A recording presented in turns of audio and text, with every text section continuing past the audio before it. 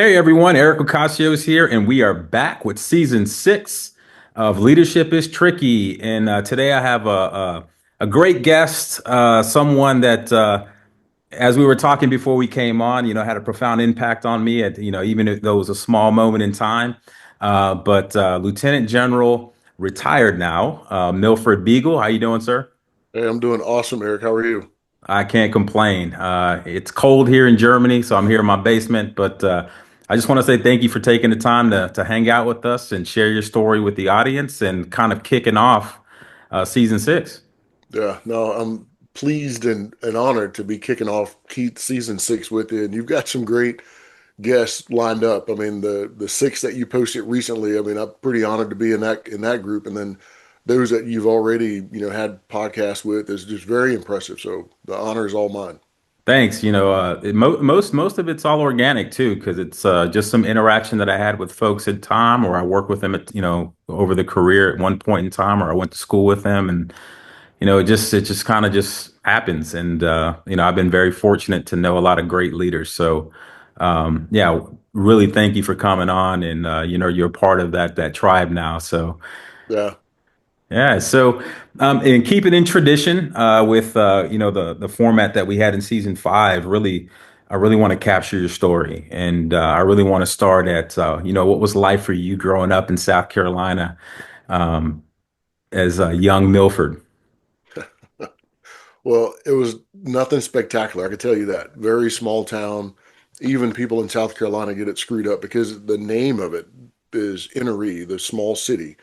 Probably about 1,500 people, and people across South Carolina have issues with knowing where it is, what part of the state, type thing. But very blue collar, upbringing. With my dad, he drove 18 wheelers. My mom worked in a factory. My other relatives worked, in those same factories, and it was, cotton factories in South Carolina in that point in time, making the cotton into fabric, that we used, day in and day out. That went to big distributors. So that was the biggest thing that that little small town was known for. But nobody really lived there or stayed there. And many of my other male relatives were all truck drivers as well. So kind of growing up, I knew I was probably going to do one or two things: drive a truck or work in a factory. I mean, the truck kind of appealed to me because that's what my dad did. And I think there's always a pride in what your father does is always something that kind of resonates in the back of your mind, whether you do it or not. But seeing other males in my family do the same thing is, honorable work. I mean, I still admire truck drivers to this day because we have no idea the impact, that they make in our lives by the deliveries that they make, rain, sleet, snow, that Amazon package. If somebody's not driving that truck, guess what? You're not getting it. I mean, it's not coming, right? We're in the generation of UASs and all that, but it's not going to arrive without somebody behind that wheel, 8, 9, 10 hours a day. But for me, I view life as not a special person, but I grew up around a lot of special people. Yeah, you're right. We take that for granted, and but we do look up to our fathers, and myself included. With my history, looking at my dad and looking at my uncles, and everything that they did, and I kind of followed in their footsteps. So, but they were military folks, so I Yeah, knew I was going to end up in the military at some point, and here we are. yeah. Yeah. So, and say the name of the town. It's Innery. So there's two towns in South Carolina that are very similar. One's Innery, where I grew up, in Mhm. the upper part of the state, and the other is Ellery in the lower part of the state. So even when I was at Fort Jackson and spend time there, and I would introduce myself and say where I was from, or if people would introduce me, they would always say Ellery, and I'm like, no, I'm from Innery. I know exactly where I'm from, but they'd never heard of it because it's literally that small, and it's on a route where anybody going from one part of the state to the other, would go through it. But it's literally, Eric, one of those towns where if you blink, you miss it. I mean, you will miss it. When we Right. had no red lights, we literally had a sheriff that didn't wear a gun. So for those that remember Andy Griffith and Mayberry AFD, it was just like that, and we all knew him. We had our town drunk. You had all the same ingredients, and it was a pretty balanced in terms of diversity in that community. And multiple extremes. I mean, from one extreme, the person that ran the gas station, right around the corner from where we lived. I mean, he was like the grand wizard of the KKK in our area. Yeah, but we knew him, and I knew that like growing up. So there's certain guardrails that we had to, work our way around. But, in general, everybody got along. We didn't have the, things like you would in a big city, shootings and all, all those type things. I mean, you'd all often have fights and, just different type of, things that are normal, I think, in community life, but very simple. And I think the biggest joys with us was, go down, play by the river, go play in the woods. Cause I mean, that was really all you had to do, play sports, a Right. lot of, as we call it, cow pasture or sandlot football. We didn't have many sandlots. We had a lot of cow pastures. So we played a lot of, football that way and basketball, just throw up any hoop you can throw up Right. and play. Yeah, it's funny you say that too, because nowadays my kids, unless we're inside of a gym, they're kind of like, no, Yeah. let's get Yeah. outdoors, let's do some things. Yeah, no, we would take anything and make and we could do it in minutes. If somebody had a rim, I don't care if it was bent, cricket, we take that rim, find a piece of wood, find a pole. I mean, we were going to get it up, and we could do that, from age, I would say at least, 9 or 10. We could figure those things out. Right. Well, no, cool. So if anyone from Innery is listening, because I'm pretty sure there is someone out there that's listening today or from that area, you guys are on the map now. So for those in South Carolina, make sure that you guys make a stop there. You know. Yeah, All right. So you stayed in South Carolina. So you grew up in a small town. Factory workers around you. You also had a trucker community around you, and then you stayed in South Carolina, went to a historically black community or university in South Carolina State. So why South Carolina State? yeah. Couple of reasons, and a lot of things that happen in life, I believe, happen for a reason. But the reason first, Eric, ended up in college to begin with was because of two women. One, my mom, and one, a high school counselor. And the high school counselor told me that you're not college material, so you won't, you're just not college material. You should stick with one of those other paths that are out there, whether it be something, from a technical perspective, driving a truck, whatever. And that was, for most people, it'd be crushing. You'd be like, that's going to just crush your dreams. But it hit me a certain kind of way. And then with my mom, who I never told, she said, you're going to go to college. And I'm like, well, now I'm in a dilemma where I've got one saying I can't and one saying that I will. Hmm. And what I did was go to a recruiter because I had some desire, not sure where it, resided or came from, but, I had posters in my room, kind of like you've got, behind you, but not of basketball figures, but, military posters and Marine Corps and other things. But there was some desire and I couldn't figure out where it came from. I said, you know what? I'm going to go to a recruiter. And I did that. And mom didn't have any idea that I was doing that, but I was 17, so I was going to go, at 17. I was born, late birth month, where she had to sign the paperwork. So when I came home with that paperwork, she said, you're not doing that. You're going to college. I'm like, but in the back of my mind, I'm like, I've got one person that, you figure in a school system with a counselor, when they tell you that, you think, well, they kind of know me and they know more than I know, so the advice she's giving me is probably right. But this person's telling me I can't. But Hmm. at any rate, I go to South Carolina State. I had desires to go to Clemson University, which is right, close by to where I live, probably about 45 minutes in the upper part of the state, because my grades weren't bad, played three sports. My better sport was track. And I'm like, well, I can probably, and I went there for a visit. And the other irony is I got a note from West Point, and that note was for a track offer for me to come to West Point. Okay. But nobody in NRE, South Carolina, had a clue, not even, in my high school, what a military academy was. I mean, we didn't have internet, we didn't have Google, you didn't have those things to really research it. So nobody knew. And all I knew was I'm looking at this brochure that has, military uniforms. You can see kind of college background type stuff. And I'm like, no, there's no way I'm doing that. So I had a good friend of mine, kind of last minute. I said, where are you going to school? He said, South Carolina State. And I'm like, where is that? He said, Orangeburg. I'm like, where is that? He's like, lower part of the state. It all depends on, where you grew up in a state, whether you know every city or not. And I Hmm. just happened not to know where that was. And I said, well, probably too late to get into Clemson. And I know my grades are not perfect, but they're not that level to get in. But I can probably get into South Carolina State, and I'm gonna do that to satisfy the request from my mom. Not really a request, but I was direction. gonna say it's not really a request, It wasn't right? a request or a direction, and just take it from there. And applied, got in, and best decision ever. But once I was there, it was still that counselor has always been in the back of my mind of like now I've got to prove I deserve to be there, and you know that was the rest of that initial part of the story with South Carolina State. Did you ever go back and tell the council or anything? I speak to that counselor all the time. I mean, Nice. she's still alive and well, but I never told her. And my wife said I should, and I've written about it. I've used a different name, but I tell people that inspired me because Mhm. some people you tell something like that, it will completely just burn their candle down and they're done. And but I use it as an example of that inspired me. That inspired me for a very long time because I learned about myself is that was the first person to really lay in front of me, what you can't do. I mean, kind of like Mhm. eyeball to eyeball, generally like we are right now. It's like you can't do X. And I learned about myself is like, oh man, don't tell me that. That just like adds fuel to the fire. And that drove me. And it wasn't out of spite, wasn't out of anything else. I've done tons of things for that counselor, but never ever uttered a word because I don't honestly I don't think she remembers and I'm not going to bring it up to her, but I do appreciate her for it. I mean, she will text me, she will email me to this day, and has no Mhm. clue what fire she started in me. No, that's awesome. Sometimes it's at, some put places, it's not even doubt, it's just a challenge in front of you of like, look, they probably saw something in you enough to give you the feedback and you can do what you can with that feedback and you use it as a gift, right? Yeah, And it fueled you to become great. So good for that. So now you're at South Carolina State. How was that time there at the HBCU?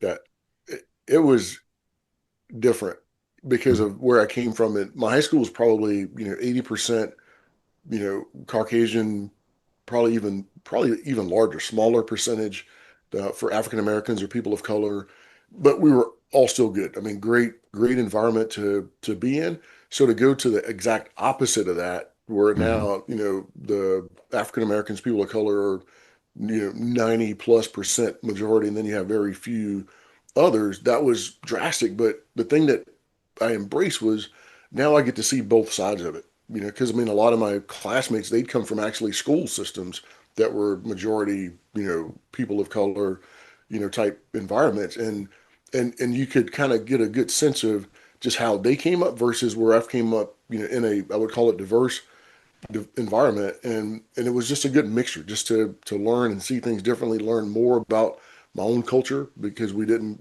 get a lot of that in high school, and history classes, to be quite honest. I mean, things that I learned in college just through history books in that first year that were never in history books or never part of discussions, in high school and through my grade school years was absolutely phenomenal. And I did, join the track team. I got there, walked on because part of, me going there was like, well, now how do we pay for it? Because mom said, we'll figure it out. Well, scholarships, anything else I could get to help mom out because my parents divorced when I was in the seventh grade. They still lived in the same, neighborhood for the most part, but just having the ability to pay for it, that was part of the problem. So I said, well, I've got to do something, work odd jobs, and then, you know, leverage one of the sports that I'm good at and see where that gets me. And it did. So my first year was all about track, trying to get my grades, where I, not going to get kicked out because I saw a lot of my peers, first semester and they're done,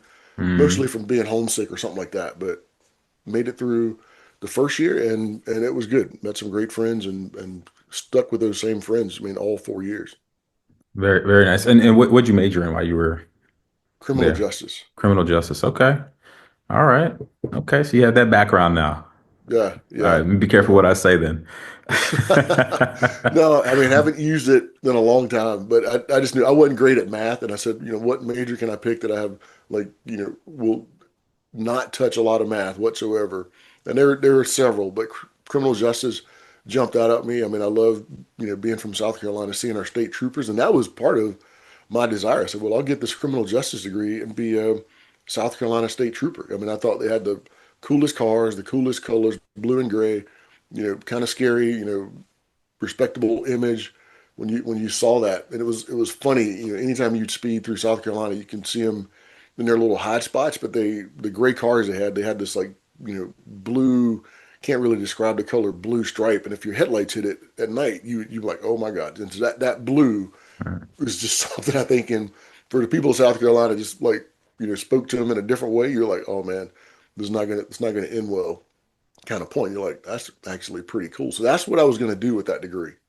Or you go back to enter and become the sheriff with no gun, right? Sheriff with no gun, yeah. Which that was absolutely no fun at all. The watching him, but it was cool. He Yeah, had a black and awesome. white car. It wasn't the black and white car wasn't cool. Oh, okay. All right. So we got to get you the gray with the blue stripe Yeah, on it. All yeah. right. So yeah, so you finish up at the HBCU, then you still probably have on the back of your mind, and we'll get into kind of your military heritage with your ancestry. But what was next after that? So the thing that got me into ROTC and back to this connection with serving and service to the nation was my friends that I met in my freshman dorm, and they would come back to the room, and some certain days they'd have on BDUs back then, the old fatigues, and I'm coming back in a tracksuit, and we're having this conversation. I remember vividly one day, like outside, nice kind of spring day, and I'm like, what are you guys doing with that on? I mean, what do you guys like do? You're students, but why the Army stuff? And they told me about ROTC, Reserve Officer Training Corps. And then they're looking at me in my tracksuit and they're like, oh, you couldn't possibly do what we do. I mean, I'm like, well, what do you do? Well, we go out, we do these field exercises. We have, these assemblies where we practice discipline and leadership and some other stuff. And then the physical aspect of it. They talked about physical training. I'm like, okay. Well, I grew up in a small town. We have tons of woods, and I love playing in the woods. People that hunt and shoot those type things. You're like, okay, weapons, not scared of those either. And then the physical aspect, like, oh, you guys run and you call that PT, like, okay, big deal. And ironically, two things happened. One, I got hurt in track, to the point where a track career is just out of the picture once I recovered. But I Hmm. physically still okay, still enough to run. I'd call it, with the average person, right? Average Right. distance, average speed, those type things. But now I'd lost that collegiate level type, speed was kind of the thing I really lost. And I said, well, I'll come out, next semester and just see how it goes. So it was really a dare that pulled me into ROTC, but those guys that I was friends with, I liked them. I mean, they were just good people. And even though we were doing two separate things at that point, by going into ROTC, I met more people like them. You're like, oh, this is a pretty neat team to be a part of, and it's kind of an ultimate team when you really think about it. And Mhm. oh, by the way, I get the desire I had to begin with by going to a recruiter, mom saying no. Now I get college, and I get the military aspect of it, and it just flourished, from there because it was an environment that I felt comfortable in, and actually, early on felt that I could thrive in. Yeah, I'm starting to get a common theme with you too here, which is counselor told you you couldn't go to college, so you went to college, and then your friends told you, hey, you wouldn't be able to do ROTC because of the physical aspect. And you're like, nope, I'm an athlete. I'm going Yeah. there. I like to be in the woods. I'm going to show you, prove you guys wrong. And Uh-huh. yeah, Yeah. that's kind of cool. Okay, all right. So I Yeah. see your Yeah. mindset there. Yeah, don't dare me to do anything. Don't tell me I can't. That don't Right. do not tell me I can't do something. I mean, now getting older, I mean, you got to be careful, what those things are. But you're right. That's the trend with me. Do Hmm. not tell me what I can't do. I mean that I wouldn't say it pisses you off to a point, but I mean it gets you to a point. It's like, okay, I'm going to show you better than I can tell you. I'm not a Yeah. huge talker. I mean, other than doing something like this, but I'm just going to show you. Just watch what I do. Well, I'm an average runner, so I'm not gonna challenge you to a foot race, knowing that you were a collegiate track star. So we're good. Now at this age, trust me, I'm much slower. Oh yeah. I went and played basketball the other day, and I'm still feeling it in my legs. So, all right. So now you got JROTC underneath your belt. Then what happens after this? Now that you've got a taste of what the Army is like, the camaraderie, and then you had the military posters, in your room growing up, and that's kind of you already had it in your mind that that's something that you wanted to do, but you fulfilled your mom's wishes, and then ultimately, which was a great idea for you, and then No. or a great path for you. So now you're looking at the military. So why the Army? Well, with ROTC, we had two at South Carolina State. Back then, we had Air Force and we had Army. Okay. And Air Force just didn't appeal to me. It never really did. I mean, I love all my, fellow, people in, all services, but Army did, Marines did. It was, of course, that kind of appeals to everybody because they got the coolest uniforms. But being in ROTC and then seeing the cadre that we had, then I started to see this different breed of people. So not just my Mhm. peers, but like the instructors. And for us, I mean, South Carolina State is like one of the world's best in terms of ROTC. And I'm not sure if you know this fact. South Carolina State produces more African American generals than any other university, Okay. to include West Point. And that's just by the numbers. West Point's much larger, but when you look at the production ratio wise of black generals from a university, South Carolina State is the leader. And right now we're at 24, 25 drill officers produced, in that school. But the cadre that they would bring in was like top notch. I mean, these weren't, captains, majors, lieutenant colonels that were retiring. These were people that still had, more life in their career after. So they were coming through to give back, to invest, and then they were moving on to great jobs, from their perspective. And seeing that was something that, struck me. And a lot of the instructors that we had were infantry. And so you see these, African American males running around with Ranger tabs, airborne wings on, and you're like, oh, I want to be that. I Right. mean, sign me up for like the hardest thing the Army's got. And many of my peers did, male peers back then did the same thing. But over time, because of the life in combat arms, I mean, many of them branch transferred or did their initial, time and then and got out. But it was quite a few of us that commissioned as infantry officers. I think just based on that model, it was what we could see, and it definitely stuck with me. I mean, I wouldn't have picked anything else, wouldn't have done it any other way if I could go back. Or and people ask all the time, "Hey, would you change your branch?" I'm like, "No, why would I?" Because for me also infantry was that one branch that when you look at our history, we were told we that's something we couldn't do. We couldn't be in combat arms as black males. We couldn't Hmm. lead those type things. And you see the movies about it today. And now knowing the history, seeing the images I was seeing, it's like, oh, this is coming together in my mind. So it's one of those paths. Again, not that somebody said I couldn't. Just looking at the history, it's like you shouldn't be there. Not something that is unique to you because of what you look like. And I'm like, oh, that's perfectly the path for me. Right. And good for you for that too. Those things that just weren't attainable, to folks that look just like us, right? Not too long ago. Yeah. That's admirable and awesome. So, all right. So you're in the army, right? And as a young soldier, early on in your career, who are those people early on that kind of like pulled you aside and said, "Hey, I'm going to show you the ropes. I'm going to mentor you, coach you, and advocate for you." And I know we get some advocacy pieces Yeah. later in your career when you actually, you probably required it or needed that network to get to, where you got to in your career. But early on, who were those folks that kind of like, help guide you? And then what were some of your leadership challenges early on that, you needed someone to help coach you through? Yeah, I would say, and I always use this. My second battalion commander, the first one, as a brand new second lieutenant, was really good, but he was changing out in about 90 days.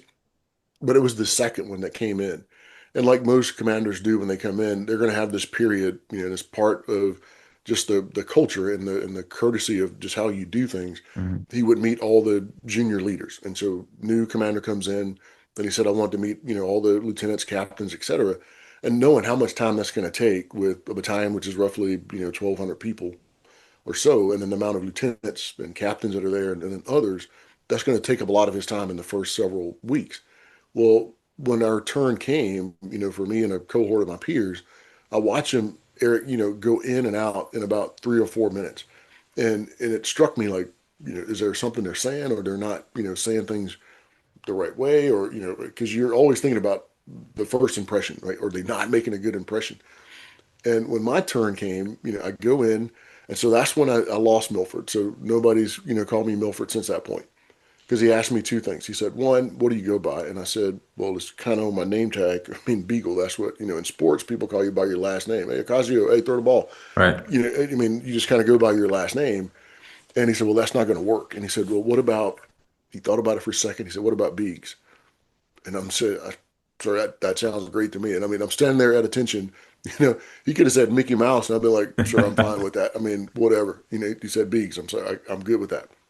The second thing he asked me was, so what do you want to do in your career? Where do you see yourself? And I don't know what possessed my mouth at that point. And I wouldn't say my brain because it wasn't a brain thought. This was like purely mouth. So here's what I said. I said I wanted to be a division commander. And I didn't really know what a division commander was. I mean, at that point in time, I mean, other than 2 stars, pretty high up in the chain. And you think about that. You're going in the first time to meet your boss, and you're going to throw out something like that. Mhm. And the response I got back just shocked, the living life out of me. He said, "Take a seat." Okay. So now I'm past my 3 or 4 minutes like my peers, and I'm in a seat now. And he said, "I don't know anything about being a general officer because I really don't desire to be one. I'm pretty happy with, where I am in my career. But here's some things I can tell you that I think would help get you there." And honestly, Eric, I probably don't remember, 2% of what he said, but it was the fact that he gave me 40 minutes. I walked out of that office 40 minutes later. That was the biggest impact to start a career that I could ever think of. I went home. I was married to my lovely bride who I met at South Carolina State as well.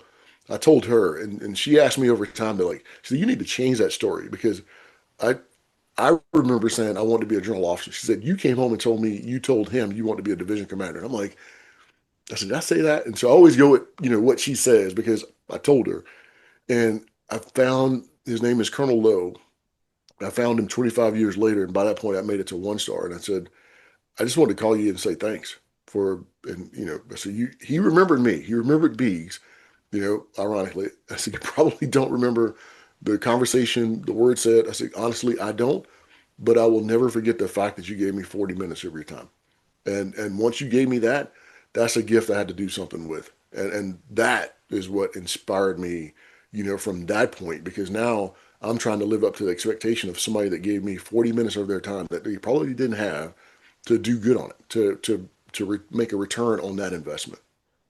It's interesting that you told me that story because all the folks that I've been, all the senior leaders that I've been interviewing over the last couple years now, it always starts with the people that impact them the most gave them time. Hmm.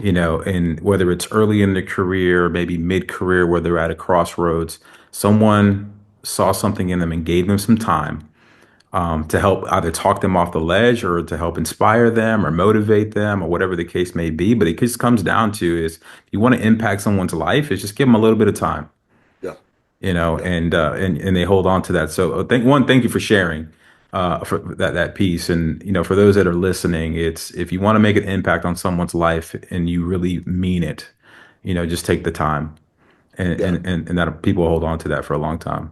Yeah, I'm going to use that in some of my keynotes. I'm crafting a keynote. It's not my standard keynote, but one that focuses on that. And I'll tell you the title right now. I got to do the rest of the work to make it stick. Is like, who are you giving your 40 minutes to?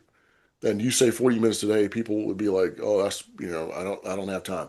And I'm not saying you have to give 40 minutes exactly, but Hmm. just even if it's 4 minutes, even if it's 14 minutes. I mean, who are you giving your 40 minutes to? Right. And I could, just share the story I just shared with you. I mean, that impact and what you just said is huge. It's significant. I talk, I do a lot of mentorship and I do a lot of volunteer work. And those are the things that I find give me a lot of energy, one as a leader, Hmm. investing in the activity. But when I do go back and, we kind of unpack, their success or, their decisions, and it always comes down to is they're thankful just for the time that you gave to one to listen to them, Yeah. digest that, and then give a gift back in the form of feedback or some advice. And no, that's significant. And that's going to be the title of the book. Well, no, just a keynote. So I mean, Keynote. Okay. I've got my All book right. out there, but like just a keynote. I mean, you have different things that people want to talk about, but whether somebody asks me to talk about that one or not, at some point, I'm pretty sure I'll be able to leverage it. But but it's exactly what you said. I mean, we underestimate the power of giving someone time, and whether it's good, bad, and different, that's the most precious resource for all of us. It's something we can't give back. We can't go out and grow it. We Hmm. can't pay people for it. But by giving you my time, I mean that is the most precious thing I have. And Absolutely. to give someone 4 minutes, 14 minutes, 40 minutes, that could be huge and significant in that person's life.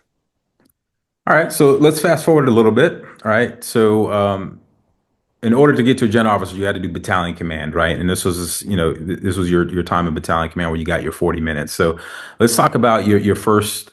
I won't go to company command, but really your first battalion command. What were some of your leadership challenges then? And then like, how did you kind of work through that challenge? And then, how are you better for it? I'm laughing because it was a nightmare. I mean, once you get to battalion command, I mean, I commanded three companies. Once you get to a battalion, you're like, okay, now I have a rock. That was mistake number one because you're like, okay, because I'd done the jobs in a battalion. You've been, an Hmm. S3 and all these different things, and you've been a company commander in a battalion. So you grow up in that environment, and you watch the boss, and you're like, man, everybody makes it easy, and everybody works together, and this is like beautiful. So now you're at that point and it was completely the opposite. I had a toxic S3 who had arrived a few days before I did. My sergeant major took leave the day of my change of command for 30 days. Mm, And to make a long story short, out of my battalion sergeant major, my battalion S3, my XO, my chaplain, my S1, that's five key positions. I didn't have any of those five key positions in my first 8 months at the same time at any given time because they were all in the process of getting relieved of fire. mm, And it wasn't me going in just firing people. They were self-selecting themselves because of mostly character flaws, with the exception of one, which was the S1. And notice in that group, I said the chaplain. The chaplain was the only one in that group that I literally looked at in the face and said, "You're fired." mm, And I immediately called my boss and said, "Hey, boss, I think I've done something that I'm not authorized to do, but I fired my chaplain. Just trust me on this. I'll explain. We happen to be in the field. I'll explain when I get back." Within my first 2 weeks, Eric, we're out in the field training, and a soldier gets shot. Right, and it's a field accident. I wouldn't say accident in the sense of that type of environment, but we were in a shoot house. So we're in a shoot house, and a ricochet got outside of this shoot house as they were clearing rooms, which is not supposed to happen. I mean mm, that's just kind of like the 1 million out of the 1 million shots you can make, and one just ricochets out and hits somebody that's innocently bystanding, and that's exactly what happened. And that person that took that round was the medic. And as I'm, now 2 weeks in, I'm on top of the shoot house looking down in the room. And as I peer over the side and I see this scene, I'm like, well, one, I'm fired. This is not gonna last long. And I looked down, I said, well, just go get the medic.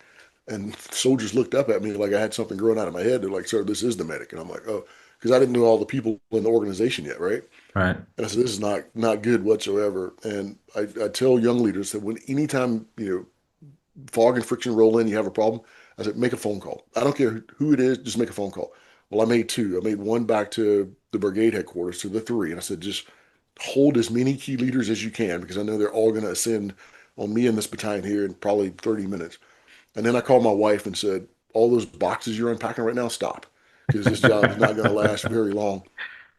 And, but it all worked out. The soldier, he took shrapnel in the arm, totally fine, the medic. And they did actually go back and prove that something was wrong with that particular shoot house because you're never supposed to have a case where a ricochet will get outside of a shoot house. But again, it's 1 in a million, but it's all Right. happening to me. I don't have my key leaders that I need because they're self-selecting, just doing, dumb things to get fired and relieved. The sergeant major I inherited, when I got there, Eric, nobody told me he had two general officer letters of reprimand on him. Mm, I didn't find that out until, after I'm in the field, which is 2 weeks from the day I took change of command. He's on leave for 30 days. And I'm like, oh, now it's starting to make sense. Now I know why you're on leave. But nobody told me. Nobody bothered to mention, not the guy I replaced, not the brigade commander, not even the division commander, who I'd met with all these people. And I joke about it and I said, well, I think they looked at, Lieutenant Colonel Beagle and said, well, this guy's not too smart. It'll take him a while to figure it out, which is probably true. But once I started putting the pieces together, it was a complete, train wreck. But to come out of that experience and to see that battalion rally and just do the things that we did, even the brigade commander got relieved during that time. So I just knew I'm completely in the wrong world. This is not the army that I signed up for. I don't recognize any aspect of it, and now I'm in charge of this dumpster fire. But the soldiers were great as always. The leaders that started to come in were awesome. Once I got the replacement leaders coming in for those who had self-selected themselves out just for one, character issues and stupidity, for the most part, then things were absolutely great. And I actually wrote a book about that called The Rock, which is all about that experience because I had no desire to write a book, but those soldiers that were a part of it, all 1,200 of them, they would send me notes, after. I'm like, so you need to write a book. You need to write a book. I'm like, well, why? I don't want to really write a book about it, but the experience to them was so valuable. Hmm. So I really wrote it for them, and that was the only reason, just to capture it. Because if you tell that story to anybody, they would swear you've added, you know, 80, 90% like fiction, to it, because that can't be fact. I mean, none of that can be fact. I mean, it is that outlandish, my experience. And I'm not trying to make it mine was the worst. It was just unique, but it was a true story of like leadership and like teams doing what teams can do, even in the worst of conditions. Right. Yeah, it's I wonder what's bad juju from you getting rid of the chaplain. You know, I was thinking Yeah, about well, your first couple of weeks, like, I don't know. yeah. No, it was. I had a brand new soldier. I would meet all the new soldiers coming in. I mean, these were privates. I mean, but anytime new soldiers came in, I would meet with them like within that first, 24, 48 hours. And one of the brand new privates, I mean, literally, I mean, he's brand new to the Army. In front of his battalion commander, I've got him in a group talking to him, welcoming them to the battalion. And I'm like, any questions? And this lone hand comes up in the back, and he's like, "Sir." I said, "Yeah." He's like, "Is it true that you fired a chaplain?" I'm like, "Yeah." So you know how things get out. I think word had Oh gotten yeah. out like this dude is like the devil, because I mean he fired a chaplain. But even with that story, Eric, I didn't know until later. My gut instinct just kind Mhm. of said, you need to do this, because what you're saying, what he's doing is not right, and the impact that's going to have on the organization. But I later find out he'd been essentially recycled, to my battalion. I mean, he'd gotten, kicked out of Iraq. He'd gone to another unit, got kicked out of there, and I didn't know all this. And so that guy lands with me, and I'm trying to do things right, and just something wasn't right about it. And once he was gone, and once people started telling me the story, which was, his fellow chaplain peers, you're like, ah, okay, so it wasn't Right. me. It wasn't me. They knew the stories in the background that I didn't, and nobody happened to tell me. So in that case, I did do the right thing, and you know, people Yep. thought a certain way, but No, they figured it out. you were a legend after that point, right? You know, amongst the soldiers, right? Yeah, what's interesting though is, I really wanted to start at the battalion level because I served as a civilian deputy to a battalion Mhm. in Belgium, and it was my first time being exposed at a battalion, and we kind of went through a lot of the same growing pains and leadership challenges that you mentioned as well, and it's very interesting too because at the battalion level they tend to suck up a lot of the resources up at the brigade, so you're Yeah, stuck with an X3 for like a year and a half, and or you're stuck without a sergeant major and there's this master sergeant that's got to fill in. But yeah, ultimately soldiers, they make it happen, right? They fill gaps, they fill blind spots. They thrive on the energy from leadership, and you're better for it as a leader yeah, when you're at that battalion level. And you hit it on the head when you started the story of, yep, hey, did the job as a company commander, did the job as X3, XO. I'm looking at the boss like, oh man, this is easy. I can do it until you're in the seat, yeah, and now you're yeah, responsible for everything. So, yeah. no, that's cool. Thanks for sharing that as well. So you, so you spent some time. This is where we met. So I want to fast forward to where we met in it. You spent some time on the joint staff, right? Because JIDO, we were at the Joint IED Yeah. Defeat Organization at the same time. And I'm going to tell my piece of my interaction with you that kind of helped me in my career, in my life. Although it was very brief in our interactions, but so you were the J5 doing strategic planning for this IED defeat organization, and it's near and dear to my heart. Wanting to join JIDO because I wanted to fulfill my purpose. Because I was downrange as well. IED went off and hurt some of my friends and folks around me while I was there, and lost a family member to an IED. So that was, Mhm. when it came time for me to go give back, I wanted to be part of this organization. That's the reason I went there. And yeah, so I, wasn't exposed to that level of work at that point in time in my life because I was fairly young back then.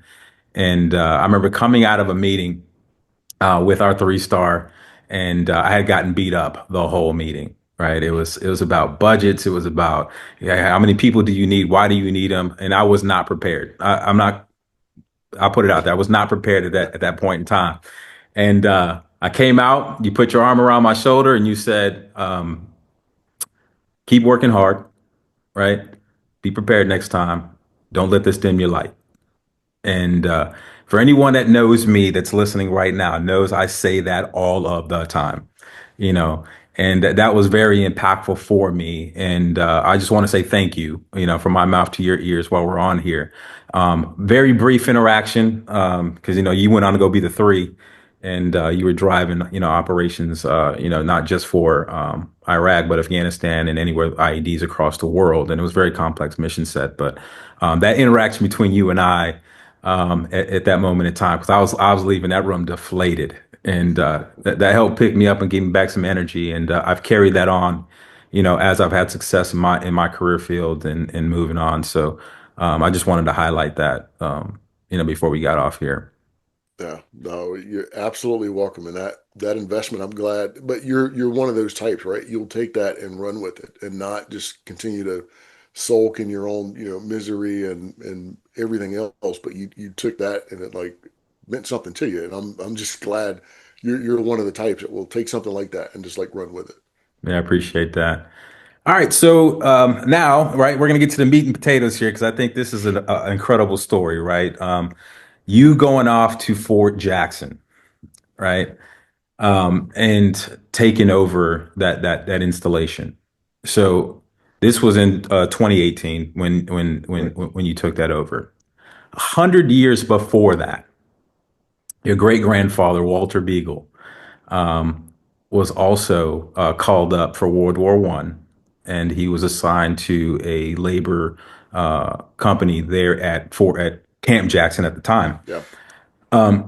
Talk about what that meant for you in that moment in time to know that you were going to walk the same grounds that your great grandfather walked. Yeah.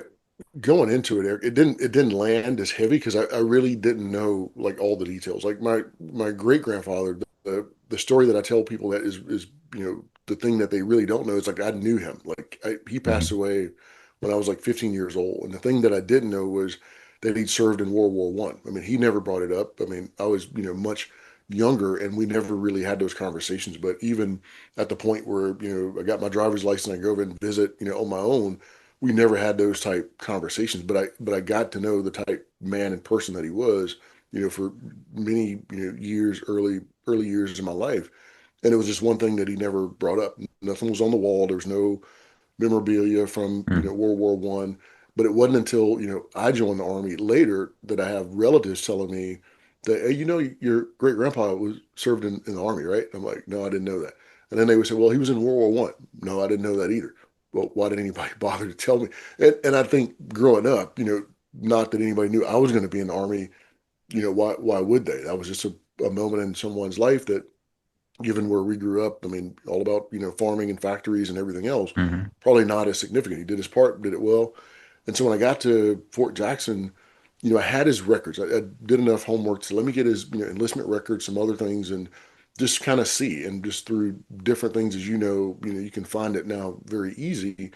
And so I, saw his enlistment records. He was listed as mulatto because he was very light skinned. When I grew up with him, I didn't think this man was, any relation to me because I mean, he was very, very, very bright skinned, hair, very silky. I'm like, how are we even related to this guy? Because I mean, he doesn't even look, like us at all. Me, my father, grandfather.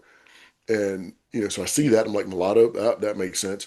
And I see the year that he goes in or, reports to Camp Jackson, and it was 1918. So literally 100 years later. And I took that information to my historians and I said, just find out for me if, great grandpa got a discharge honorably. That's all I really wanted to know. Okay. And when they came back, they were like, not only did he get a discharge, honorably, he did ship to France and he what was the other thing they told me? They found the actual, the battalion, the labor battalion that he worked for, and then some of the work that those battalion and the African American men then did still existed around Fort Jackson. You can actually, see some of the structures they built. You can see some of the fortifications that they made for training, because back then they didn't get basic training per se themselves. Hmm. They were enabling others, that were not of color to do their training. And what I mean by some of the fortifications, like the trench lines, they would build to actually have the other soldiers go do the trench drills were still there. Not pristine by any means, but you could see them still from satellite imagery and parts of where they were. You could see the mounds. You could follow the trench line. You're like they're grown over, of course. But you're like I'm pretty sure my great grandpa was in one of those holes digging to make Hmm. those mounds type things. And the old photos. I mean, all those things were, still in place there. And then that's when it really, hit me pretty heavy. Is like, oh, this takes on a completely different meaning. That he walked through these gates in 1918, couldn't serve in the infantry, could not lead, could not, serve as part of an integrated formation because, him and others were told that you couldn't, you didn't have the ability to, you didn't have the smart or the intellect to do it. Now here I am commanding it. And oh, by the way, my headquarters sat on top of where the African American camps were, in that day, because where they would go build the new barracks and everything else was a different part of the installation of the post, and where my headquarters was in 2018 was where the old, campsites for them existed. And they would be dilapidated tents and everything else that they would stay in and go to the other part of posts and like work and do the ranges work, do the other type work on the post. So that really, just landed very heavy, the significance of it, knowing I'm there and my great grandfather walked through those gates, and now I'm standing on the same ground pretty much every day that he stood on. That's an awesome story. And so when I read it, I was like, this is like a movie, right? And I really wanted to tease that out and get your perspective of what it was like to stand, basically on his shoulders there as the commander of the installation where he wasn't even able to participate in, the combat arms and training and opportunities that others because they were still segregated, were Yeah. able to share. So, thanks for sharing that. Um, so then you move on to 10th Mountain, right? One of the most Yes. deployed divisions in the Army's history, at Fort Drum, one of the coldest places on earth. Yeah. Yep. How was that experience? And then, how was it to follow Lloyd Austin's footsteps as, one of two, black commanding generals of this 10th Mountain Division? Yeah, it was kind of like the Fort Jackson experience. I mean, it landed heavy. I mean, I'd been there before, and it was a place that, I'd not served in prior to, but always had a desire to go there because 10th Mountain has the reputation of blue collar. They just Hmm. get things done. I mean, a lot of people don't know, or they assume that, 82nd is the most deployed or the 101st, and they don't really think about the 10th Mountain, and it's cold there, and nobody wants to go there. Everybody's miserable. But something about that, appealed to me. Not, that everybody there is miserable and is really, really cold, but it's that blue collar mentality. And then knowing, some of their history with just how they got there was appealing to me. And as I worked in the Pentagon, the probably the second time, I worked for the Vice Chief of Staff of the Army, and he asked me one day, he said, well, where do you want to go? And this was at the point I was going to pin 1 star, and I said, sir, I don't want to be that person. Say I want to go here. I said because I really don't know. I said I threw the question back at him. I said, what do you think? Where do you think I should go? Where would I fit? And I went home. I came back the next day. He calls me into the office and he said, what about 10th Mountain? And in my mind, Eric, I'm like, that's exactly what I was thinking. I didn't want to say it, but I'm like, that's exactly where I wanted to go. Again, never had been there. Don't know what I don't know. Definitely know it's cold, but I'm not afraid of the cold. I told the wife, and she was like, that's pretty cool. And so we went there as a deputy commanding general, and that's where I would see, General Austin, Secretary Austin's picture on the wall. I'm like, wow, this is like impressive. But at that point, I didn't even think in my mind that I would get back there as the commanding general. I'm like that more than likely won't happen because it was from Drum that time that I went to Jackson. Hmm. And then at Jackson, the I found out that I was going to go back, be promoted to a 2 star, and then go to Fort Drum to be the CG. So my mind is blown at that point. I'm like, you've got to be kidding me. So now, unlike the start in battalion command, I'm like, now somebody's showering me with 4-leaf clovers and everything else. I'm like, this could not be happening. And to go back in, knowing now you will be the second African American to command 10th Mount. And oh, by the way, that person that did do it was, General Austin. I mean, and now we all know his reputation and background and where he stood. You're like, okay, people are going to go now. What are you what are you going to do? What's Right. going to and not trying to live up to him and trying to set some of that aside is like you can't possibly have the energy to be somebody else. Is to go in there and be me. But we love being there. We embrace that environment. We embrace that culture to include my wife because it's a total all-in culture. I mean, everybody feels the cold. Everybody feels the pain of being separated for lengthy parts of time, and it is true. Every part of that division is deployed at some point in time, all the time, and so the families, they feel that they're left there at Fort Drum, with their kids. I mean, snow coming down like 8 months out of the year, and the joke there is you get 8 months of snow and you get Fourth of July. That's kind of all you get, right? And Right. people got to live through that. But the bonds it makes and just the environment it creates is beautiful. It's absolutely beautiful. And there's two types of people: people that really do not like Fort Drum, which are more than likely not there, and the people that love it that you got to push them away to get them away from that place. And what was one significant leadership challenge that you had while you were there, that you could share with us? Yeah, I would say the the culture that I inherited when I went back there was not like the culture when I left. And sometimes that happens with, Hmm. not to, speak ill of or disrespectful of anybody, is sometimes you'll put people in an environment that they've never been in that environment. And they do things to it because you try to make it like somewhere else you've been. But Hmm. when you've been in an environment before, you kind of know, I wouldn't say in all cases what right looks like, but you're like, I've been in this environment before. So I know generally what right looks like, how to keep things connected, culture, history, those sort of things.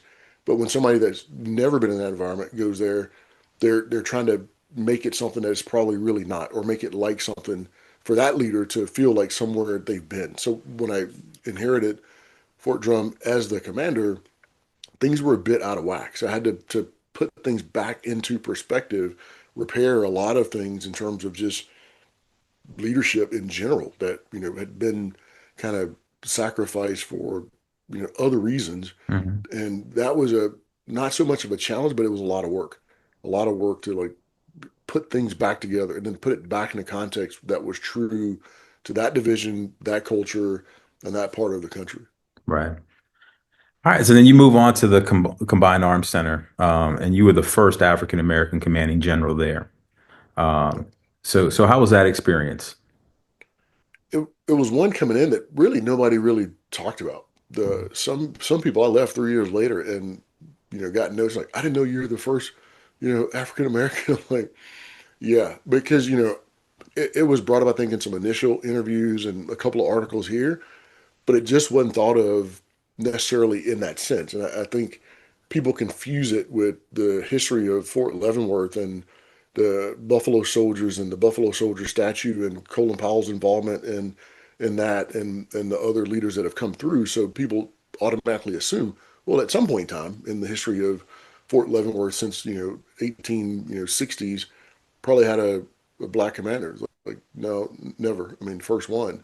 And so when I come in, it didn't seem to surprise or shock anybody until they found out like later. And so I didn't early on carry that weight, per Hmm. se, even though I knew it, some others, would know it, but you knew the weight of it because you are first. I think a first in anything, there's a lot more eyes on you and to see what you're going to do. And but that to me is a rock in my rucksack that I can carry, and I carried then because it's there. You know it's there. Hmm. You know some expectations, whether you put them on yourself or you think others are putting them on you.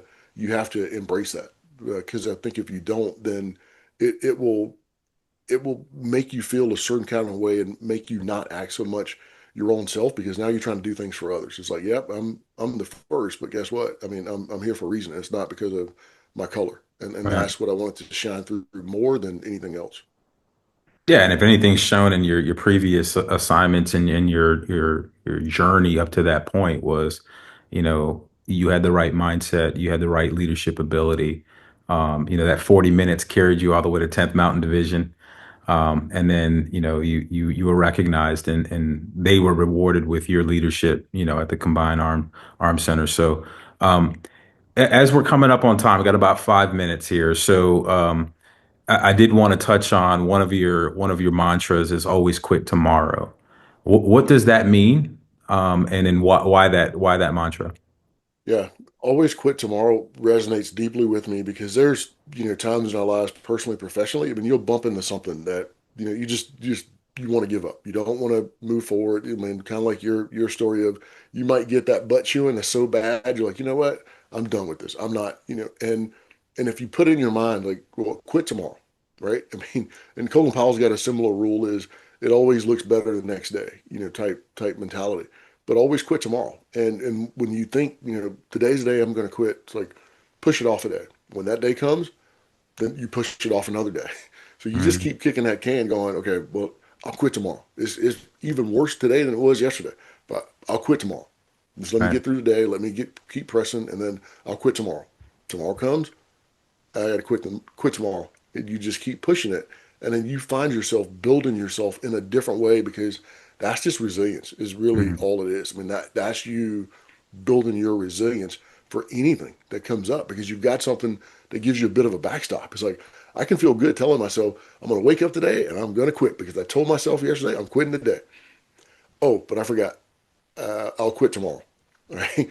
And that's just resilience building. And I think that little simple mantra will help me, many, many times in many days.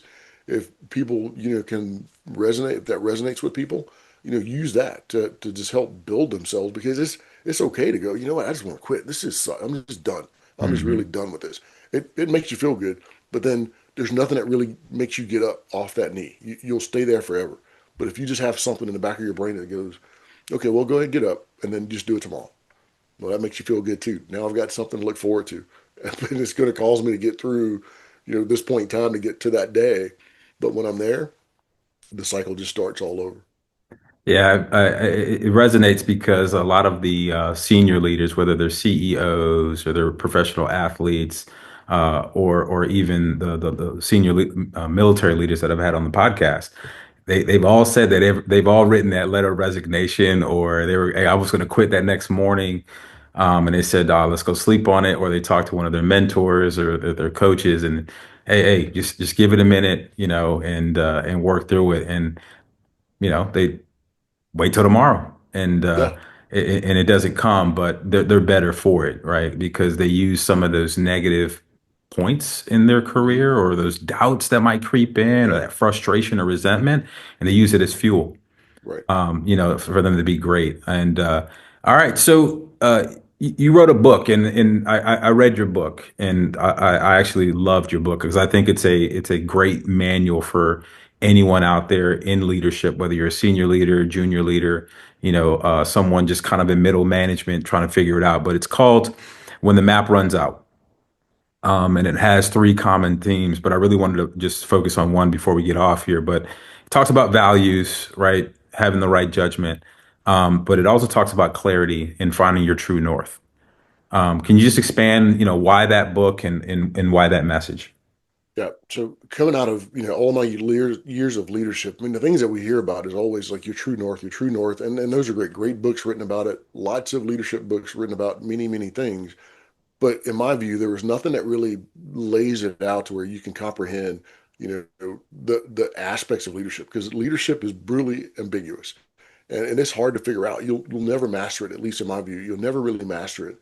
But there's so many things that also come out that give the illusion of certainty and clarity. I mean, dashboards, frameworks, strategies. Somebody's got a hack, and I'm not being disrespectful of some of those things because I've used those tools. I mean, here's a new framework that'll help you manage your time. Mm, Awesome. It's going to work until it stops working, and then what? And we fail to realize as leaders what we have to fall back on, which is our values, which is our character, which is our judgment, because that map at some point is going to run out. Plans run into points where they didn't anticipate some of the things that they're going to bump into. A strategy will hit a moment that it can't navigate. And then a map, no matter how well detailed, is going to have an edge to it. I mean, we've all had it. I mean, and I refer when I talk to audiences, like think back to your last worst day. What helped you navigate that worst day? Think about the one word or two that helped you navigate that day. because you didn't reach for another plan. You didn't go back to your plan or your strategy book and go, yeah, chapter 4 of this. I mean, you Right. didn't find it there. It wasn't there because I mean the plan couldn't anticipate it. I mean, your framework. Let me go through John Cotter's steps of like lead and change. I mean, it's not going to work in certain moments, or it doesn't fit every situation. And again, it's not being critical of those things, but what you kind of deeply believe is what's going to guide you, and what guides you is what guides the organization. I mean, plan, strategies, frameworks, hacks, they can't give you belief, right? You just follow them. I mean, they're your leader maps, but what you have inside, that's what's going to guide everybody else. And you go to that. That's the needle to your compass. You, the leader, you're the compass. We as leaders make maps useful. We Hmm. kind of get that in reverse sometimes. We're like, the map is the holy grail. No, it's not. It's like the leader, the compass, you're the holy grail, but more so your needle. And where does that needle point? And just like a real compass, needles can be distracted, or the needle of a compass can get distorted, right? Things could pull it off. And how are you keeping yourself centered? And that's where I get the notion of stay calibrated. So it's putting all that together in that metaphor of the map and the compass is like, you, the leader, stay calibrated, because you're going to go through things where you can be distorted. You will be pulled off, but center yourself, calibrate yourself always. And the way you do that is you check your own bearings, point number one. And point number two is stay calibrated, but you use others to help you stay calibrated. I mean, just like this podcast, you're providing feedback, telling me things that, okay, that kind of helped you. So, I mean, that helps keep my calibration, right? Keep doing more of those things. I mean, that's how a leader keeps their needle calibrated. So when those hard times, uncertainty comes up, you don't have all the clarity. You've got something even better in my view. And I'm not anti-map. I'm just unapologetically pro compass. 100%. All right. So here we are at the end, and I'm going to ask you the hard question I ask everyone that comes on the podcast, right? If there's one leadership nugget, piece of advice that you would leave the younger generation, I know you have two boys, right? So you could be Yeah. talking to them, or you could be talking to, young Private Ocasio that, it's coming up now in the army somewhere, or, someone back at, Enery, that's Yeah. listening to the podcast, what would you leave them with? My point is typically this: always make sure your confidence matches your competence.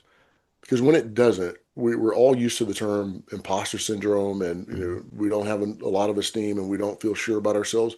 Well, that's where the problem lies. It's like you have the competence for it, most cases, 9 out of 10, but your confidence is not on par with it, and that's where you get that gap and that divide. Is like your confidence is here, your confidence is there, and you're not making a match. Work to make your confidence match your competence, right? You don't want the confidence to overmatch your competence, because then that's just ignorance. That's hubris. That you're in a different space. Right. But if you make the two match and you're not feeling it, and I've gone through that. I mean, even as a 3 star, going to Leavenworth at that point, I told the team, as I left in my change responsibility or relinquishment of command, speech is like, I felt a little bit like an imposter coming here, because I knew my predecessors, but that fight, that battle to go, you know what? I got the confidence. Now I got to get my confidence up to this level to where now I can lead. Now I can play. I can play freely. That's what you really want to do. But sometimes we hold ourselves back because we underestimate our own confidence, and then the confidence, we won't work to get it to that level. So we kind of feel imbalance. We feel like an imposter. Like, don't do that. It's okay to feel that way, but know how to get it back in balance. Just work on your confidence, because confidence is typically there. I mean, you've gone to school, you've got experience, you got others helping you to build that competence, but only you can build your confidence the way that you need to. I can pat you on the back all day. If I told you, hey, don't let that dim your light, you'd be like, yeah, okay, I got it. But you took that internally. That's you built your confidence based on that to match the competence that was there. I mean, it was, never went away. You had it, but that confidence needle is what needed to be boosted. Right.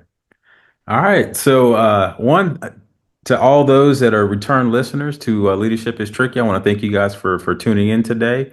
And for those new listeners, make sure you hit the subscribe below. We're going to throw a link to General Retired Beagle's book here in the description down low. So you can buy that on Amazon. It'll ship straight to your home. It's great for all of you out there that might have a book club or some type of mentorship session or whatever. Make sure you have that in the library. So we'll get that out in when we post this out there. Sir, thank you for gracing me with an hour of your time. Time is precious. We talked about that, right? Yep. So, I'm getting my 60 minutes, so I feel blessed. But one, thank you for your time. One, thank you for your service. Congratulations on your retirement. Thank you for allowing us to, people like me, people of color that are out here, trying to be great. Thank you for letting us stand on your shoulders, Yeah. and paving the way for all of us. All the way back to Walter Beagle. It takes some time for progress, but I think we've made a ton of it, and you're a big part of that progress. So thank you. So as we navigate season six, thank you for being the flagship as well, to this season, kicking us off. And if we get any responses back from folks, any questions, we'll make sure we send them your way, and we make sure the answers get back to those. So if you have any comments, drop them in the comments below, and then we'll make sure that they get answered as well. But again, sir, thank you for your time. And for those out there, thank you for tuning in today. Thanks so much, Eric.